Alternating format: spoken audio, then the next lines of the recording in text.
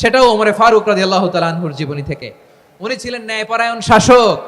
রাত্রিবেলা প্রজাদের কি হাল হাকিকত, কি অবস্থা, ঘুরে ঘুরে প্যাট্রোলিং করতেন পুলিশের মতো।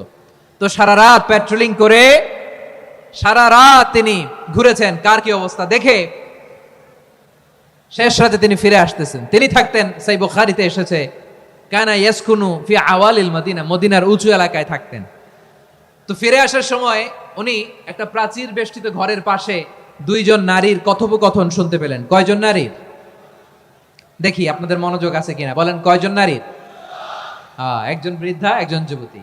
উনি কান লাগিয়ে শুনতে পাচ্ছেন। বৃদ্ধা মা, ওমর ফারুক কাউকে দেখতে পাচ্ছেন না, শুনতে পাচ্ছেন। বৃদ্ধা মা তার যুবতী মেয়েকে বলে, এই তাড়াতাড়ি উটের দুধ দহন করে উটের দুধের সাথে পানি মিশাও, তাইলে কালকে বাজারে মদিনায় বেশি দামে বিক্রি করা যাবে, লাভ হবে অনেক।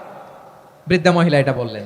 যুবতী মেয়ে উত্তরে বলে, মা আপনি জানেন না আমিরুল মুমিনিন খলিফাতুল মুসলিমিন ওমরে ফারুক দুধে পানি মিশানোকে দণ্ডনীয় অপরাধ বলে ঘোষণা দিয়েছে, জানেন না?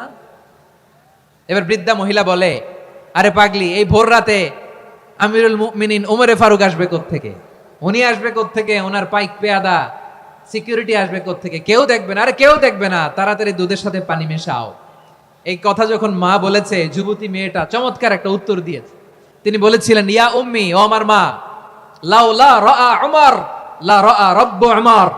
ও আমার প্রিয়তমা মা, আপনি ঠিকই বলেছেন, গভীর রাতে ওটের দুধে পানি মিশালে ওমর দেখবে না, কিন্তু মা খেয়াল রাখবেন, ওমর যদি নাও দেখে, ওমরের রব কিন্তু দেখে। চিল্লায় বলেন ঠিক কিনা?